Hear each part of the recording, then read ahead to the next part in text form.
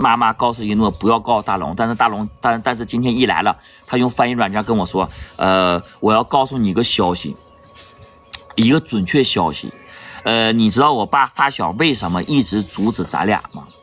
我说为什么？我说你说呀。我说我也在纳闷，我也没得罪他，我也没怎么地的，我俩没有深仇大恨，他为什么这么痛恨我？是这样的，他爸发小呢，准备给我介绍一个50岁的老头，因为这个一诺嘛长得漂亮，看那个50岁老头吧就看好一诺了，活泼开朗。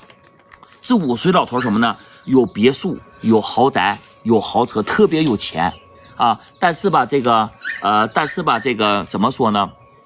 那个就是岁数大了，那意思说想让一诺呀给他生个孩子，给他生个孩子，这个事要谈成了啊。这个老头给这个他爸发小20个 W， 人民币20个 W。之前呢，叔叔阿姨们分析是他爸发小相中一诺，那不可能。他爸发小和他爸光屁股长大，不可能娶他姑娘。你这点肯定是移除了，但是。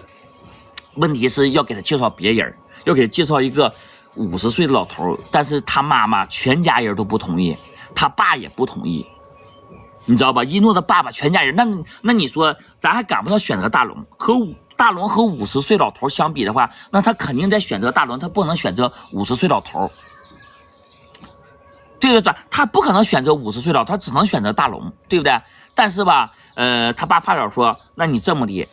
咱先在大龙身上看能不能要到钱，如果说要到钱，这事儿完则罢了；如果说要不到钱的话，赶紧的，犹豫都不用犹豫啊，就让他俩分开。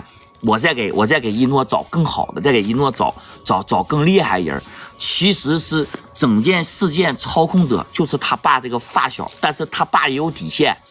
管怎么他爸还有底线，管怎么他爸还没同意一诺嫁给一个50岁老头去给人生孩子，管怎么多多少少有那么一丁点的底线，证明他爸还有那么一丝丝的良心，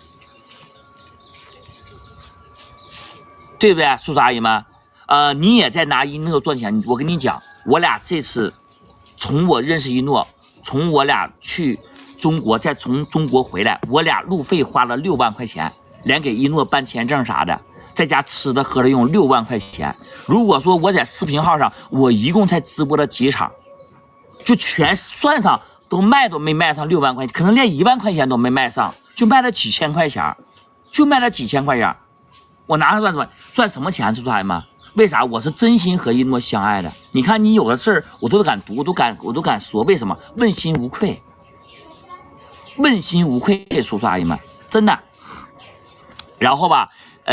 再又是啥呢？再又是吧，这个有过这么个想法，叔叔阿姨们，我得跟你们讲一下，就是他爸这头呢，今天12点会给我信儿。如果说他爸同意了，那么我就和一诺继续往下这么走的。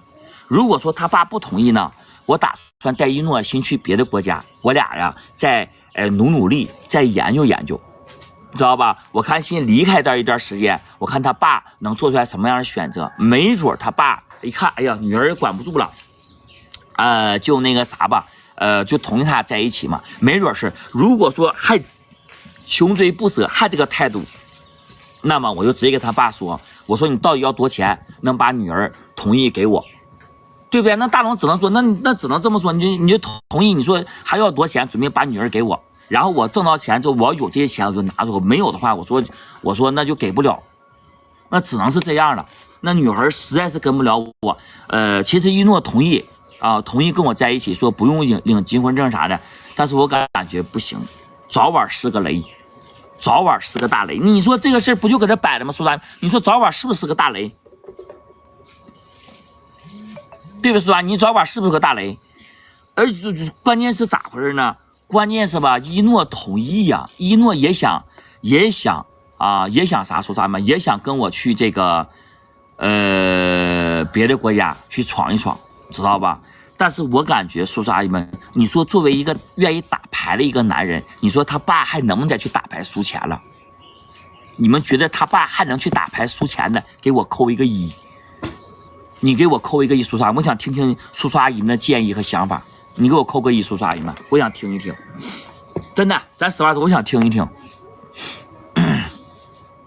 你们觉得还能不能？不能的扣一个2，叔叔阿姨们，我想听听你们的意见，真的。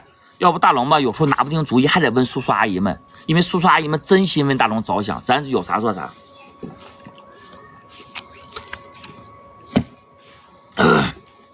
能啊，能，我心里就有数了。这咱说实话，说实话，如果能的话，大龙心里面就真有数了。大龙心里面就真有数了。咱有啥说，叔叔阿姨们，这事儿为啥这么说？我这时候吧，我就想呢，我就看他爸今天12点之前给我什么消息，给我什么事儿了，对不对？如果说这个消息啊给到我不同意，那么我就打算和一诺呀先离开这个地方，离他家远一点了。你知道，离他家远一点了，我俩在这个就是怎么说呢？再努力多挣点钱，再给他爸再给他爸一笔钱，但是这笔钱不能先给他爸了，我得听叔叔阿姨们一手给我单身证明，我一手给他钱。但是最主要，叔叔阿姨们说大龙，你现在回中国吧。我说实话，我现在不敢回中国。大龙现在不敢回，为什么？4万块钱花完了，事儿没办。叔叔阿姨们。4万块钱人民币花完了，事儿没办，大龙敢回去吗？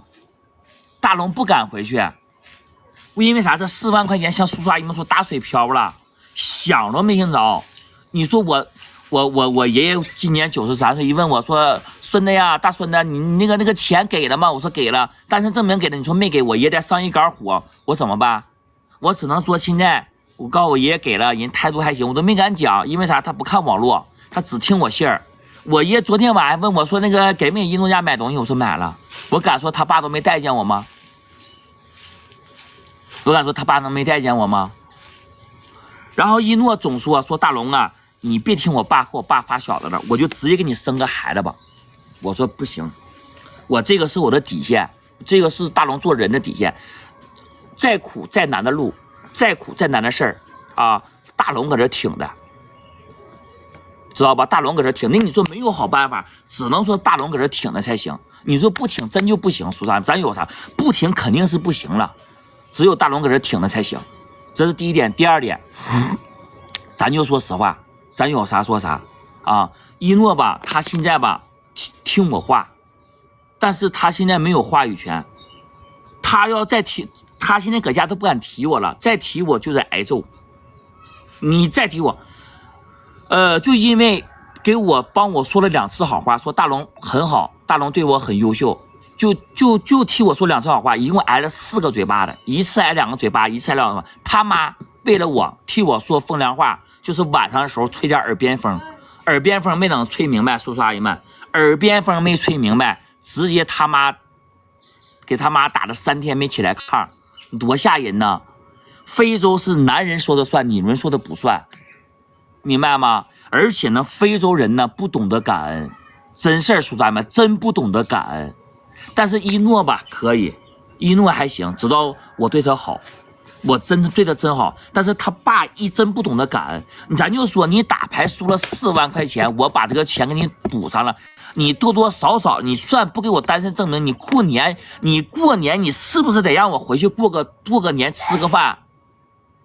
不仅不让我回去过年吃这个团圆饭，而且还得管我要1万块钱买吃的、买喝的、买用的。你是干啥的呀？他爸，你是干啥的呀？